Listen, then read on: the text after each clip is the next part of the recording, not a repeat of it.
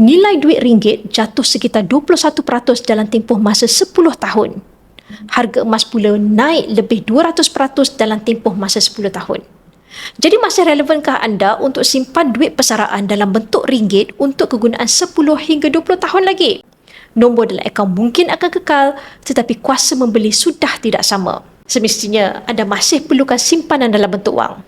Jadi pastikan simpanan dalam bank sekitar 1 hingga 2 bulan perbelanjaan, simpanan dalam ASP atau tabung haji untuk simpanan kecemasan sekurang-kurangnya 3 bulan pendapatan, simpanan belanja hangus untuk 1 tahun seperti simpanan untuk servis kereta, insurans kereta, yuran tahunan sekolah anak, belanja raya, percutian keluarga dan sebagainya. Simpanan dalam bentuk aset seperti emas adalah untuk simpanan yang anda tidak akan guna sekurang-kurangnya dalam masa 2 tahun.